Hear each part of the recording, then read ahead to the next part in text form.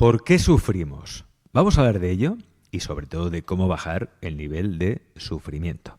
Para ello contamos con todo un especialista que es Lluís Duran. Él es experto en gestión emocional, terapeuta emocional integrativo y además autor del libro El poder de sentirme sentido. Lluís, bienvenido. Buenas tardes. ¿Tú te sientes sentido? Por suerte llego a un punto de mi vida en el que pude recuperar esa parte mía que tanto necesitaba sentirse sentido y a partir de ahí pude empezar a dejar de sufrir. ¿Qué te pasó? ¿Por qué sufrías? Mira, a mí me diagnostican un trastorno obsesivo-compulsivo con 18 años, asociado a un trastorno de ansiedad generalizada, donde, como el mismo nombre indica, la ansiedad estaba presente constantemente las 24 horas de mi vida. Era un trastorno obsesivo puro, con lo cual desde fuera a mí no se me veía si yo tenía algún tipo de compulsión, pero era un pensamiento intrusivo constante que me mantenía atrapado. Y entonces lo que pasaba es que yo mentalmente quería resolver mi problema de forma automática. Entonces, el verte atrapado en ese bucle en el que no puedes, desde la parte racional, resolver esa duda porque es algo mucho más profundo, pues me dejó atrapado en un sufrimiento bastante importante. ¿Y qué hiciste entonces? Pues en un primer momento creo que tuve la suerte de contárselo a mi madre. Evidentemente en esa época, cuando yo tenía 18 años, hace 30, el mundo de la psicología era algo todo muy incipiente, muy desconocido. Y mi madre, por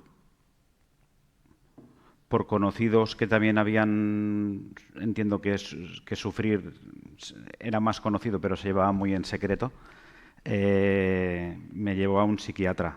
Entonces, en ese momento apareció la medicación en mi vida y en ese momento creo que me salvó.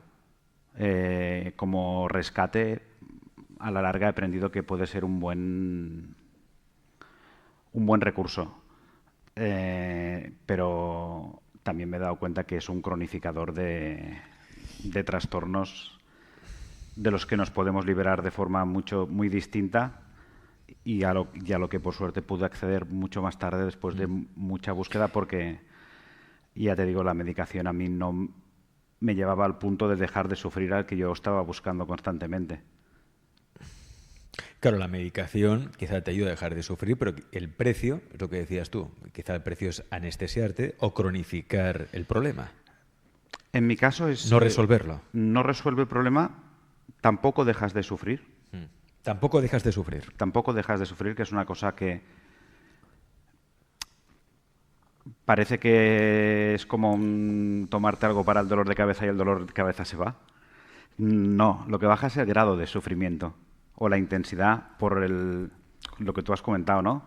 Baja los umbrales de percepción o con cómo juega en tu cerebro. Entonces tienes la percepción de que las intensidades puedes jugar mucho más con ellas, pero el sufrimiento continúa estando. Es interesante esto que dices, baja los umbrales de percepción, con lo cual, claro, tiene un efecto secundario. Y es que te deja groggy, ¿no? Te deja como... Sí. No sé si emplea esta palabra, pero te deja como atontado, ¿o no? Yo la primera vez que tomé medicación, sí. Y cuando recaí, porque evidentemente no se había solucionado el problema de fondo y vuelve a aparecer todo y te vuelve a desbordar y a pasar por encima, sí. Tiene unos efectos secundarios que parece ser que por suerte la industria los va pudiendo eliminar y va creando otros, pero evidentemente tiene un coste. Para bajarte los niveles de sufrimiento hay un anestesiamiento que tú has comentado que es real. Es decir, dejas de sentirte pues con toda la energía disponible de la que te podías haber sentido 1000 veces. Y continúas no siendo tú. que eso es parte del problema. Que no eres tú. Claro, no eres tú. Te aliena, Sí, te disocia. Disociado probablemente ya vienes por el impacto de lo que te está pasando. Pero evidentemente no soluciona el problema y tú tú quieres recuperar tu vida como era antes de que apareciese todo el sufrimiento, pero ves que no vas allí, sino que lo único que vas es a poder sobrevivir como buenamente puedas. Sobrevivir. Y aquí no se trata de sobrevivir, sino de vivir. De vivir con el menor sufrimiento posible. Aparte del medicamento, de la medicación, claro, tú buscaste otras soluciones, ¿no? Háblame de esas otras soluciones, de cómo fue un poco tu viaje, tu periplo. Mi viaje empezó con psicología, con terapia cognitivo-conductual. No me llevaba al estado que yo quería recuperar. Era la libertad de decidir cómo me puedo sentir o poder sentirme mal y retomar el control y sentirme bien. El tema estaba y a partir de ahí probé millones de cosas de terapias alternativas porque ya no me quedaban más vías. Tenía una necesidad importante de entender por qué me había pasado, porque yo vengo de una mente muy racional, donde quería entender el porqué como si entendiendo el porqué puedes deshacer el nudo y encontrarme en un estado anterior. Probé Reiki, probé flores de Bach, probé regresiones, probé imposición de manos, he probado todo lo que te puedas imaginar y más. Reiki, imposición de manos, sanación energética, todo. ¿Y qué fue lo que te funcionó?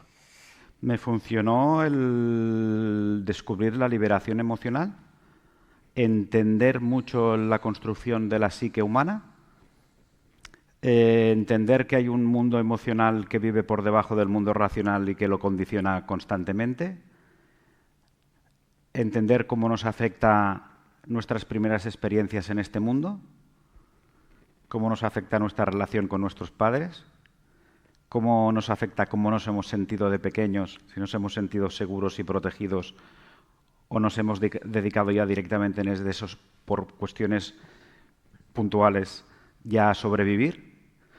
Y a partir de ahí eso me cuadró mucho por cómo yo me había sentido y cómo había vivido.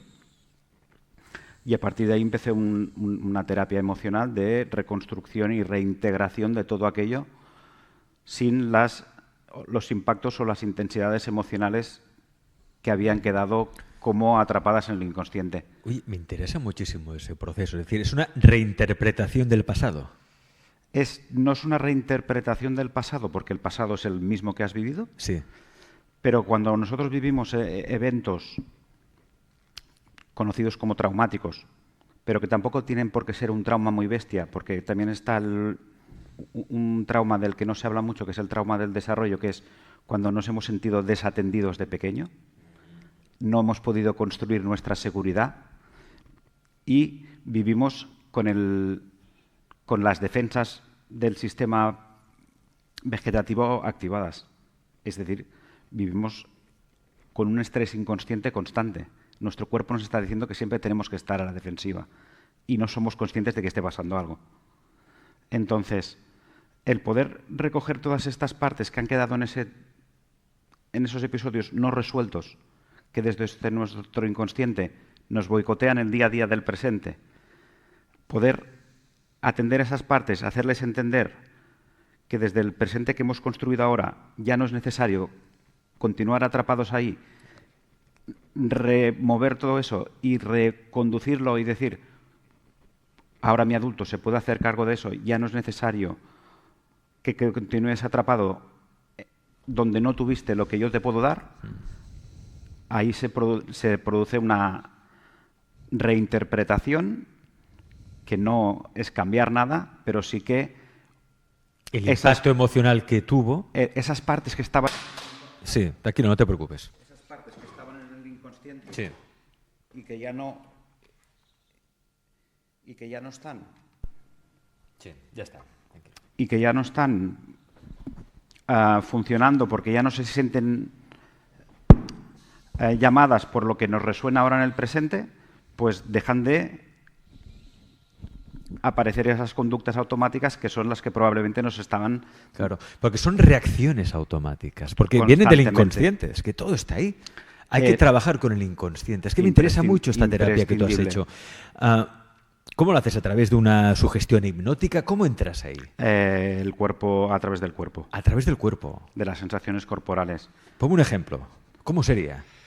Sería tan fácil como hacerte una pequeña relajación. Tú me has explicado cosas que para ti fueron impactantes o cómo viviste tu infancia o momentos en los que notas que tú pierdes el control en el presente. Conectaríamos con eso. Le bajaríamos un poco la intensidad creando un tipo de ondas cerebrales para que eso se pudiese reprocesar y se le pudiese dar un sentido nuevo. Y a partir de ahí el inconsciente con un poco de acompañamiento, el inconsciente puede conectar con un momento donde sentiste lo mismo de pequeño, que es el que te tiene secuestrado. Y es a esa parte a la que hay que ir a rescatar y traerla a nuestro presente para que vea que ya no somos ese niño pequeño totalmente desprotegido, sino que hay un adulto que se puede hacer responsable de ese niño y que nosotros ya le liberamos de eso. Y a partir de ahí se puede continuar con el desarrollo que quedó ahí atrapado.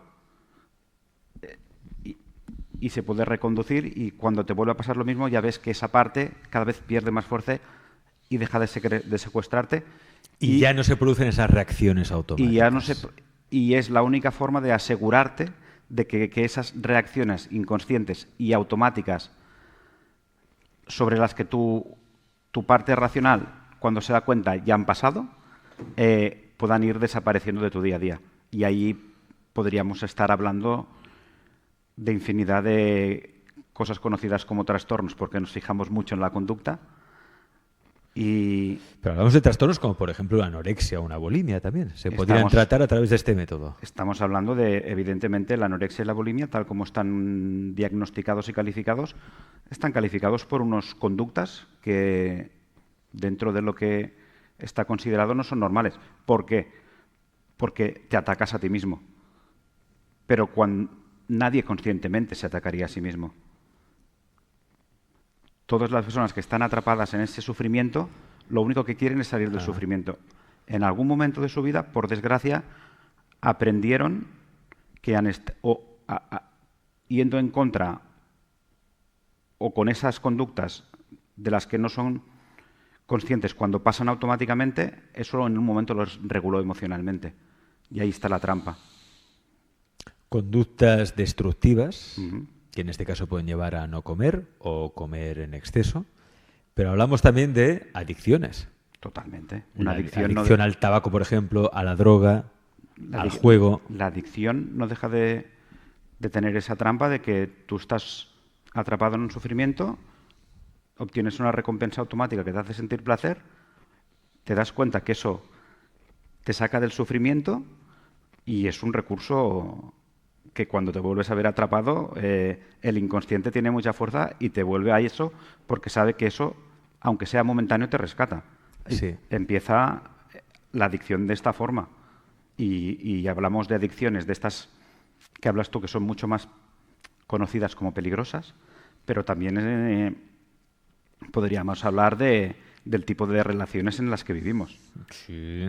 Hablemos relaciones tóxicas, destructivas, porque siempre no dejan de ser me una adicción. enamoro de quien me enamoro, ¿no? Muchas veces, ¿no? Porque o siento atracción por alguien que me va a maltratar o no me va a cuidar o no me va a querer bien.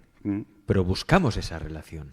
Hay algo dentro nuestro, es inconsciente, es todo instintivo, inconsciente, que nos empuja a esa relación. Y es tan inconsciente y nos empuja tanto a ello que cuando somos conscientes y nos damos cuenta de que nos hace daño, no podemos romperlo. Nadie que esté sufriendo un maltrato se mantiene ahí porque quiera, sino porque hay algo más fuerte o superior que lo mantiene ahí. Sí. Y no siempre es el miedo, como muchas veces nos hacen Entonces, creer. ¿qué es? Puede ser que es mejor estar acompañado que estar solo, porque si estoy solo me derrumbo. El miedo a la soledad. A estar solo porque no confío en que pueda estar solo. Porque de pequeño me hicieron sentir demasiado solo, me abrumó estar solo me abandonaron, hay una historia por detrás que le daría todo un sentido, y yo lo único que tengo que evitar, porque hay partes que me secuestrarían si no, es volver a sentir esa soledad. Entonces, priorizo el sentirme acompañado, porque, aunque sea de mala calidad, pero hay una parte mía que no se siente sola, que es lo peor que me podría pasar. Y a partir de ahí el inconsciente tiene una fuerza abrumadora. Es que el inconsciente es quien maneja nuestra vida, realmente. Sí, el inconsciente se forma en nuestros primeros años de vida. Es un mecanismo maravilloso de nuestro cerebro, Sí. porque nos ahorra estar decidiendo constantemente procesos en los que perderíamos demasiado tiempo, pero claro, si en nuestra historia, cuando esto se estaba creando, no tuvimos lo que debería ser ideal para que eso se desarrollase bien, que es un entorno en el que te puedas sentir seguro, donde puedas construir poco a poco tu personalidad en un ambiente donde no te sientas sobrepasado, te sientas acompañado y te hagan sentir que por muy mal que vaya algo, tú puedes volver y tienes tus figuras de referencia y todo va a volver a estar bien, es decir, te regulan emocionalmente.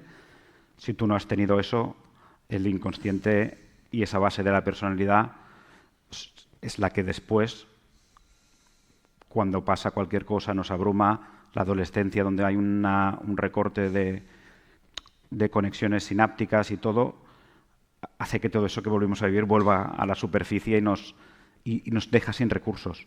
Y nos vemos atrapados en un sufrimiento constante, porque a veces pensamos que la gente que tiene un trastorno o que sufre es porque es débil. Y la verdad es que yo no conozco personas más valientes que las personas que se atreven a levantarse sabiendo que su día va a ser un infierno. Y eso es una cosa que no se valora. Una persona que está atrapada en eso, o que sufre un trastorno de ese tipo, o simplemente sufre y se atreve a levantarse, es más valiente que uno que se levanta y sabe que el día le va a ir bien. Y tiene una capacidad innata, por cómo se ha podido desarrollar su cerebro y sus sistemas vegetativos y parasimpáticos, sobre todo, del bienestar, que sabe que puede afrontar cualquier tipo de reto. Y que todo, pase lo que pase, aunque me salga mal, a la larga yo voy a estar bien. Y entonces, claro, vivir desde ese punto hace las cosas mucho más fáciles. Por eso, tener una infancia, proteger una infancia, dar una infancia, no es feliz, es dar unas herramientas y una seguridad y un entorno estable a los niños, es básico. Porque si no, luego, cuando tienen que volar solos, pues o se estrellan o tienen esa capacidad de... Hay gente que no sabes, dices, le va pasando cosas malas, pero siempre se sale de todo. Sí. Y no pierde la sonrisa. Ese ha tenido un entorno seguro. Ha tenido un entorno seguro. También es cierto que, claro, si no has tenido un entorno seguro, pues tendrás que aprender a creártelo, aunque sea en la edad adulta, ¿no? Y aquí es donde tú realmente puedes ayudar a muchas personas. Aquí es donde se puede ayudar a muchas personas que no lo saben, porque podemos trabajar en esas partes y que puedan al final entender que ya no están atrapadas en esa infancia, sino que somos adultos y hay una parte adulta que es capaz de asumir. Me encanta esto que dices, Luis. Porque de tomar las riendas. Es que entonces quien tiene las riendas de nuestra vida es el niño herido. Es el famoso niño interior, pero que lleva una herida que no puede sostener. Que no puede sostener. ¿Y qué pasa? Pues entonces saboteamos trabajo, saboteamos relaciones, saboteamos nuestra vida. Saboteamos nuestra vida. Porque es el niño quien lleva las riendas y no dejamos que sea el adulto. Es que como es inconsciente, ese niño interior toma las riendas ante cualquier peligro y puede ese niño sentir peligros que nosotros no vemos. Entonces, nuestro cuerpo está a la defensiva. Está a la defensiva. Estar a la defensiva implica que uno no puede prestar la atención que quiera a todas las cosas, porque hay una parte que tiene que buscar los peligros que el cuerpo le está indicando y no los encuentra. Entonces dice, no lo he visto bien, tengo que mirar más. Y constantemente tu cuerpo te mantiene en ese estado y tu rendimiento, tu nivel energético, todo baja. Hostia, os soy sincero, esta entrevista está siendo muy reveladora. O sea, Luis está diciendo cosas muy reveladoras. De ahí esa obstinación que tienen muchas personas en complicarse la vida. Cuando la vida podría ser mucho más simple, mucho más fácil, pero están en la defensiva, necesitan que haya peligros fuera. Y si no hay, me los creo. O continúo buscando a ver dónde está porque mi cuerpo me está indicando que tengo que estar a la defensiva. Si mi cuerpo me indica que estoy a la defensiva es porque hay algo en mí que ha interpretado un peligro. Entonces, es ese bucle que tú conscientemente quieres romper, das una mirada a tu alrededor y dices, no hay ningún peligro, pero tu cuerpo te continúa indicando que sí. Y entonces los sistemas que van automáticamente continúan rastreando. Y continúan rastreando, ¿no? A ver, ¿dónde está el peligro? ¿Dónde está el peligro? Ahí voy. Y no lo encuentra. El problema, pero siente que vive en peligro. Eso explicaría las conductas sadomasoquistas un poco, ¿no? Explicaría cualquier tipo de conducta que saliese de lo que se entiende por normalidad o bienestar. Cualquier conducta que, visto desde fuera, nos lleve a un sufrimiento, además no buscado,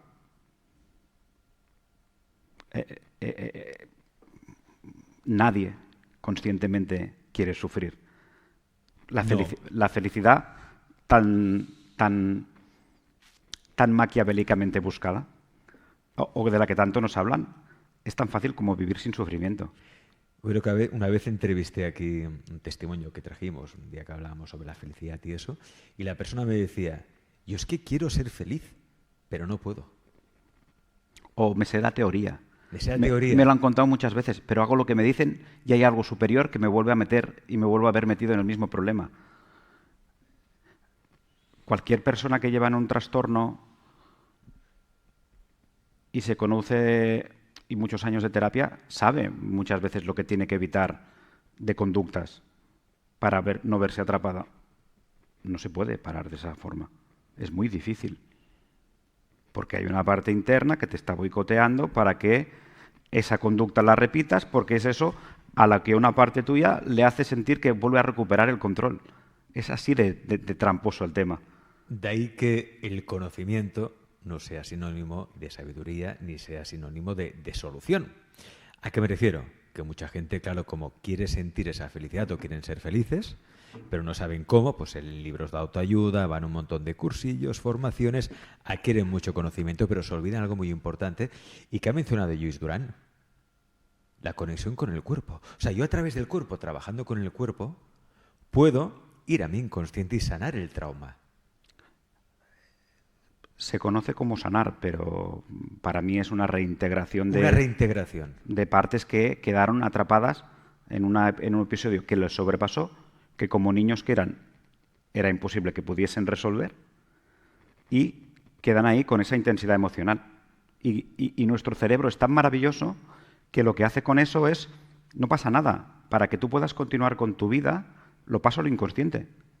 Así no te das cuenta de que eso está, o puedes ser consciente de que es por eso, pero evidentemente el estrés psíquico que hay detrás, inconsciente, constante, es el que te boicotea. Muy interesante esto. Claro, es que estamos hablando, fijaos, de cómo poder reinterpretar el trauma para no generar reacciones automáticas y no empujarnos a relaciones autodestructivas o seguir en el camino de autodestrucción. Que el camino de autodestrucción puede ser con uno mismo. Con uno mismo, ¿eh? Es que con uno mismo, el diálogo interno. Sí, nos achacamos muchísimo. Pero muchas veces ese diálogo interno no somos nosotros adultos que nos decimos lo que nos lo dice esa parte herida. El niño herido. O niños heridos.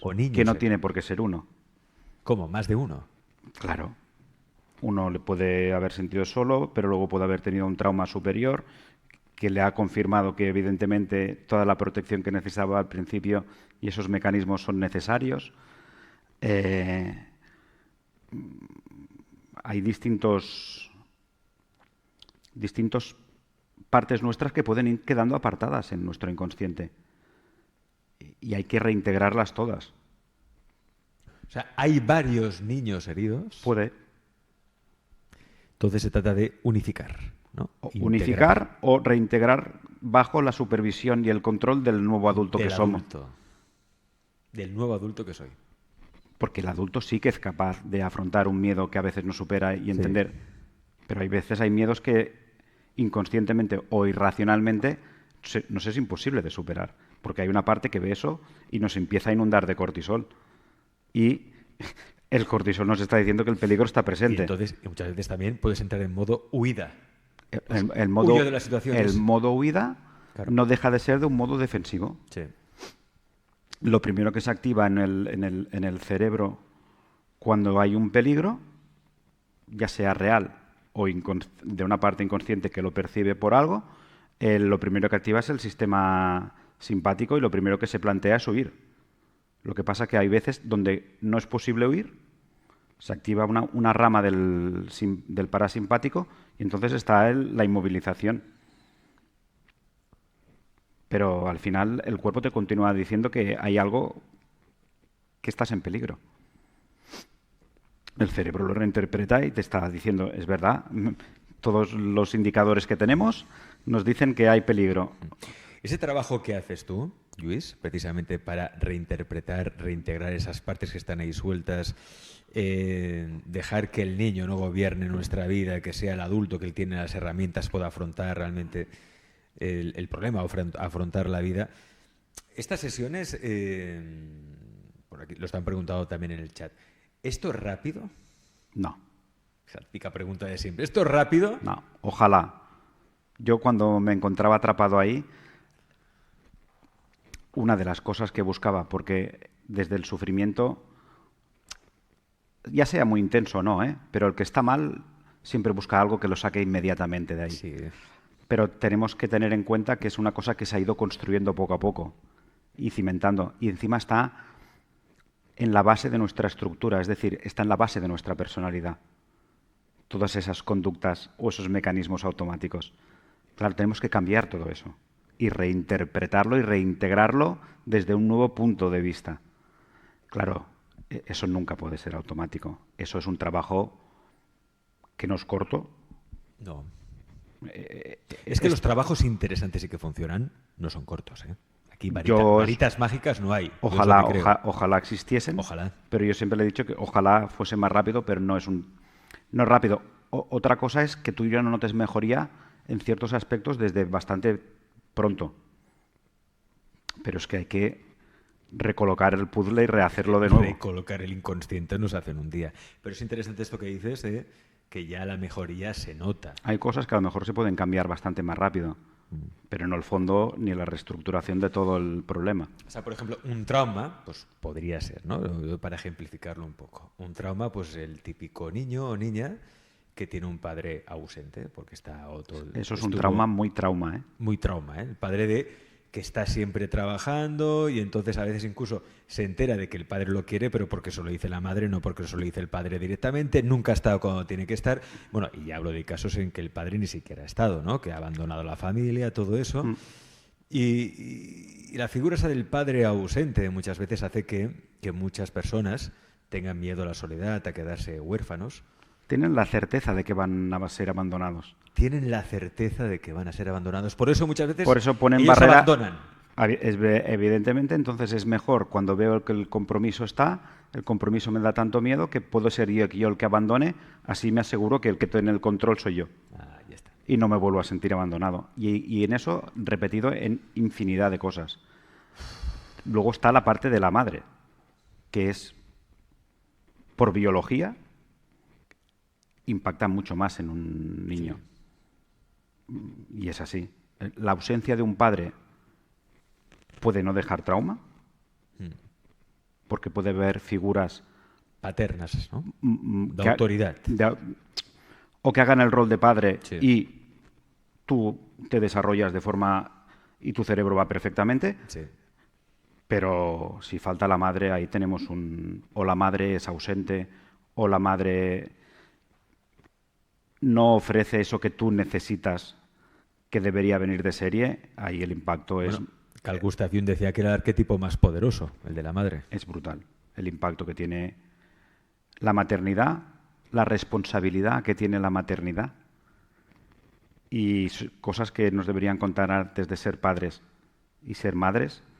Si todos pudiésemos sanar a esos niños heridos y luego asumir la responsabilidad de ser padres, podríamos acompañar mucho mejor a nuestros hijos. Seguro. Claro, es que un niño herido eduque a un niño, pues claro, ahí puede haber...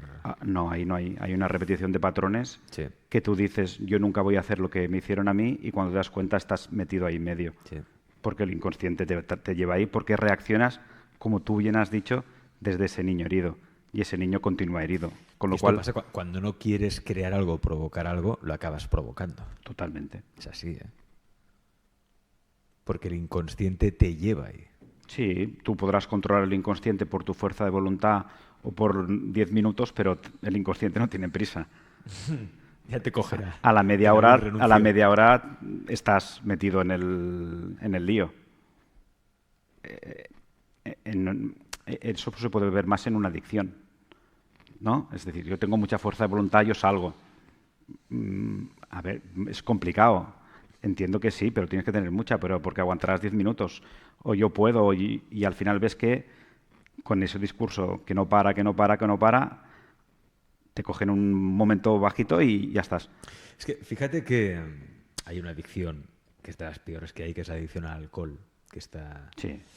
Por experiencias que me han explicado, cercanas incluso que yo he tenido, es muy difícil de resolver. Y hay centros de desintoxicación, en este caso, que atienden al alcohólico para que lo deje de ser, pero es que la manera de trabajar es aislarlos prácticamente del mundo, que no entren ni siquiera en una cafetería, en un restaurante, por el riesgo que pueda haber a que caigan. Entonces tendríamos que ver el número de recaídas, que creo que son muy elevadas, Sí. porque nos ha trabajado todo lo que nos ha llevado a crear la adicción. A eso me refiero, porque en el momento que deje el centro, pues que si no se ha trabajado el inconsciente o ese niño herido, los factores que le han llevado a tener esa adicción, va a recaer por mucha fuerza de voluntad. Nadie crea una adicción y se autodestruye de forma voluntaria. Nadie.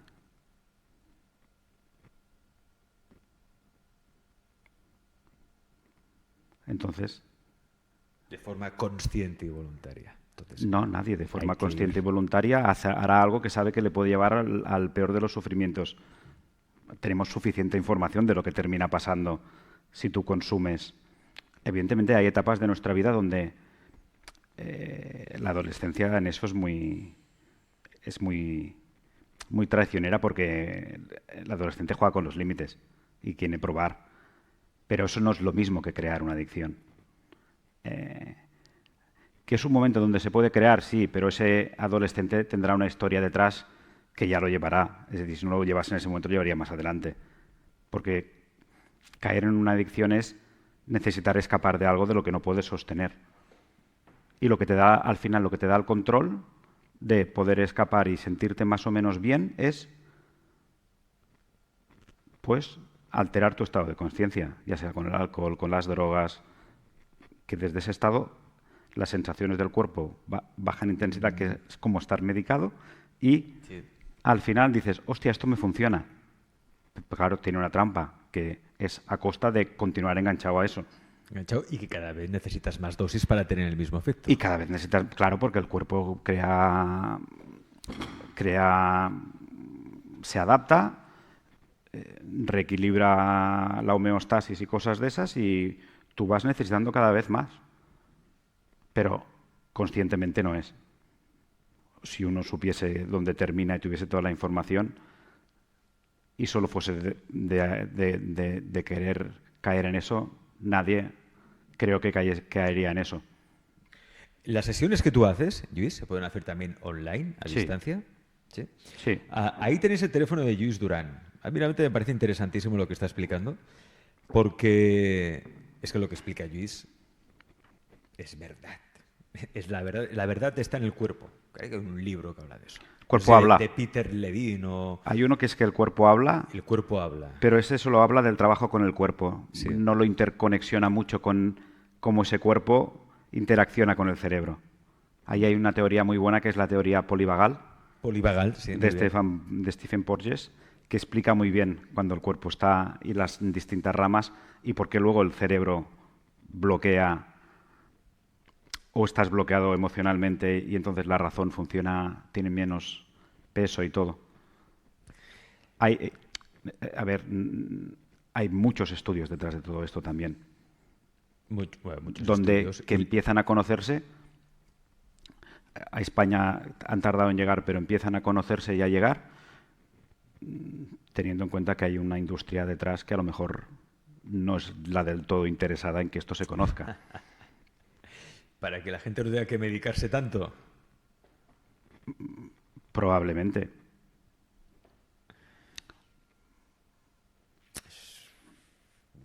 Los caballos de batalla de este programa siempre. Es decir, que Yo no creo- estamos en contra, yo lo digo, en este programa, y lo he dicho muchas veces, no estamos en contra de la medicina ni de la ciencia, ni de los avances científicos, que no tienen nada que ver una cosa con la otra, pero sí que es cierto que hay un exceso de medicación. Hay un exceso de medicación, y esto lo denuncian incluso los propios profesionales sanitarios, médicos de gran trayectoria, y dicen que estamos medicando demasiado a la gente. Sí, los estamos anestesiando. Estamos anestesiando. Para que no sufran cuando se puede abordar desde otro punto. Mucho antes de que el sufrimiento se haga ya inevitable.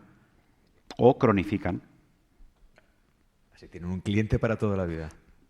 Que yo no estoy en contra de la medicina, la ciencia, me parece un avance brutal. Lo que sí que viendo cosas te planteas quién tiene el control en todo eso. Estoy totalmente a favor de la medicina, de la medicación, de cosas que nos hacen estar mucho mejor, que nos pueden salvar de la muerte.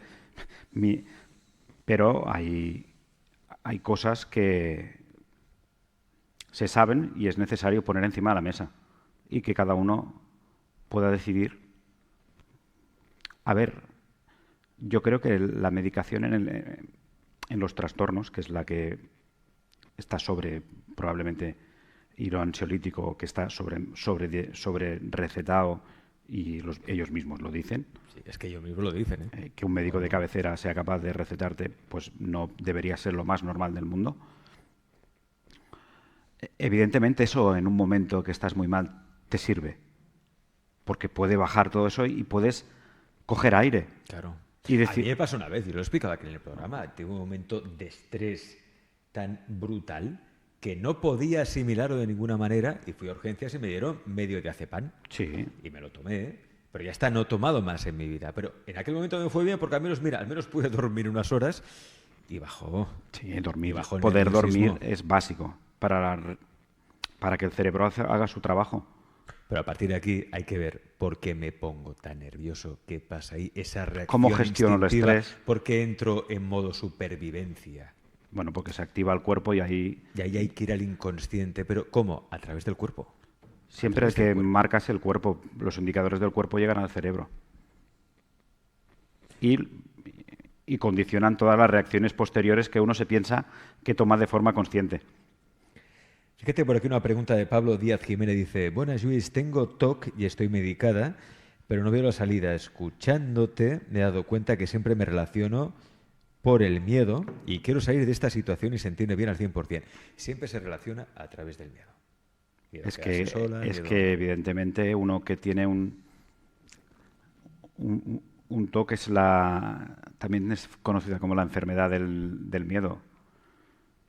Porque hay algo que no puedes gestionar, te da miedo a que pueda pasar y ahí aparece la compulsión. Sí, Nahuel, si puedes poner la cámara del invitado, gracias.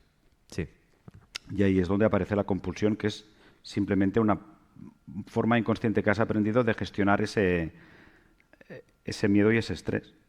Lo que pasa es que como va apareciendo, no lo vas solucionando, te ves atrapado en ese bucle. Y es normal que una persona con TOC el miedo lo tenga sobredimensionado. Porque cuando era pequeño, muy probablemente vivió mucho más asustado por el entorno que ya le causaba miedo y no hay peor. Para mí, uno de los peores traumas que puedes vivir es que las personas que tienen que hacerte sentir segura sean la fuente de tu miedo. Porque eso es irresoluble para un niño. Quienes tienen que ser fuente de seguridad y confianza Y de regulación. son fuente de miedo. Dime cómo te regulas ahí como un niño, si los que te tienen que regular te desbordan.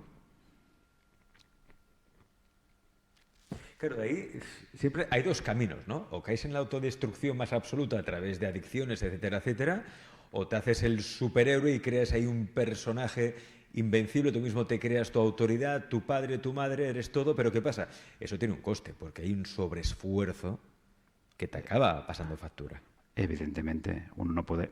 Bueno, Es que a mí me pasó, te lo digo por es eso. que no puedes sostener todo eso porque en un momento donde no estés Es insostenible. consciente, aparece una grieta donde te termina A eso me refiero. y estás muerto ahí. Estás muerto diciendo de que caes en el pozo donde no has donde has evitado caer anteriormente. Es un sobreesfuerzo. Y como sobreesfuerzo que es, tanto mental, físico como todo, llega a un punto de que no lo sostienes. No. O bajas la guardia un segundo Y caes. y caes. Y caes. Y da Porque miedo. el inconsciente te lleva ahí. Claro, porque va a pasar lo peor que anticipabas que podía pasar. Y te ves otra vez en el mismo agujero en el que está. Intentando evitar lo peor, lo acabas atrayendo. No sé si es que lo atraes o no, pero es que al final sostener el estar fuera de eso, creándote 1000 personajes, 1000 máscaras, con todo, al final agrieta por algún sitio y te da. Tú, Luis, en tu consulta has tratado a personas con adicciones, con Sí. TOC. ¿Qué tipo de trastornos tratas en consulta? Yo empecé por el TOC porque era una cosa que me resonaba mucho. Eh, y a partir de ahí, estudiando y viendo lo que te he contado de la formación de la psique, me di cuenta que muchos de los trastornos que se conocen como de la conducta, que aparecen conductas que no son bien vistas, tienen un origen muy parecido. Entonces, yo acompaño a personas con trastornos de la conducta alimentaria, con TOC, con baja autoestima, que al final es que hay un conjunto de síntomas muy comunes que están en infinidad de cosas que luego les han puesto nombres distintos. Una baja autoestima, donde no eres, donde sufres y te das cuenta que no eres el dueño de tus decisiones, donde te ves arrastrado en un sitio donde no querrías estar. Todas esas cosas te dan pistas de que hay algo de fondo que allí no termina de funcionar bien y que es inconsciente el verte atrapado por situaciones que a ti no te gustaría vivir. ¿Todo tiene solución?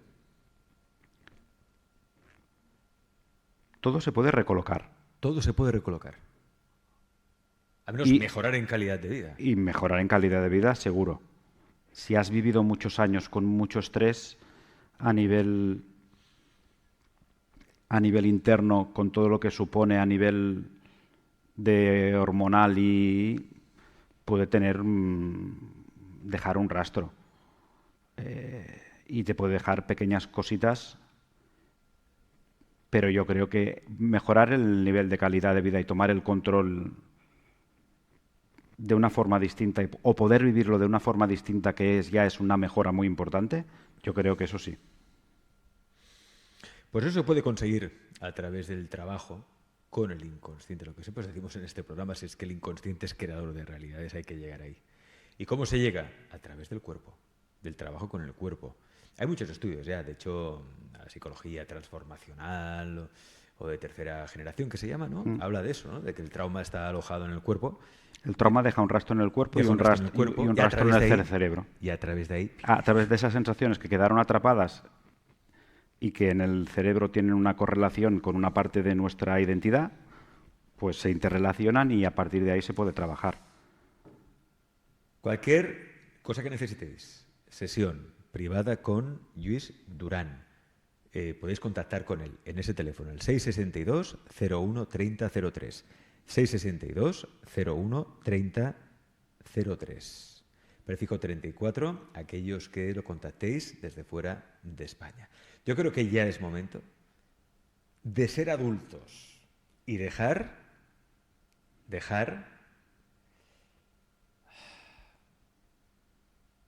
¿cómo podemos decirlo esto? O evitar que el niño herido siga llevando las riendas de nuestra vida. Ser adultos, ¿para qué? Para que el niño herido deje de llevar las riendas de nuestra vida, porque si no nos saboteamos relaciones, nos saboteamos trabajos, caemos en adicciones y llegamos entonces a la típica frase de yo quiero ser feliz, pero no puedo, no puedo. Es así. No puedo. Hay algo que me impide. Pues ese algo está en el inconsciente y se llega ahí a través del trabajo corporal, que es lo que vais a experimentar con Lluís Duran. Recordad, contacto de Lluís, el que veis ahí en pantalla, 662 01 30 03, sesiones online y también presenciales. ¿Presenciales también? Sí. ¿Sí? Presenciales sí, online. ¿Dónde tienes la consulta? En Rubí de momento. En Rubí de momento. Sí. Bueno, está al lado de Barcelona. Está al lado de Barcelona. Si me gustaría poder un día poder dedicarlo a Barcelona y bajar. Pues estaría genial. Por cierto que hay que decir que Lluís tiene un libro, del que ya os he hablado antes, que es El poder de sentirme sentido y que puedes adquirir también a través de su página web, que es lluisduran.es. ¿De qué va este libro? Es mi Haznos historia. un resumen. Es mi historia donde casi viene a explicar el TOC, como me pareció, luego mi proceso de búsqueda y un poco de lo que me sacó del TOC y más o menos la charla que hemos tenido. ¿Ya no tienes síntomas del TOC? ¿Estás liberado del todo, podríamos decir? Sí. Sí. Pues enhorabuena porque Porque no es fácil. por mucho que científicamente o médicamente muchos no lo quieran creer o... Bueno, eso ya... Yo, por fin, no sobrevivo. Evidentemente tengo días mejores y peores como todo el mundo. Hay cosas que me sobrepasan y hay cosas que sé gestionar, pero no tengo la sensación de que hay una voz interior que me está desbordando constantemente. Y eso es un descanso. en mi caso yo siempre he contado que es pasar de sobrevivir a vivir. Es poder soltar aquello que es llevar una daga aquí constante que no sabes en qué momento te va a cortar el cuello. Y poder Esa daga ya no está. No. Y poder andar seguro y poder sentir que ya no estás en peligro. Y lo mejor de todo, o lo peor que tiene en este caso el toque, es que sientes que el peor peligro eres tú, contigo mismo. Y poder liberarte de eso, pues la verdad es que se abre un punto de vista totalmente distinto. Este libro, os recuerdo que lo podéis conseguir en la web, en el enlace que os he puesto también en internet, que es lluisduran.es. Lluís, me ha encantado esta charla y creo que es una charla que va a inspirar y ayudar a muchísima gente. Gracias, Lluís. Un placer estar y poder explicar estas cosas.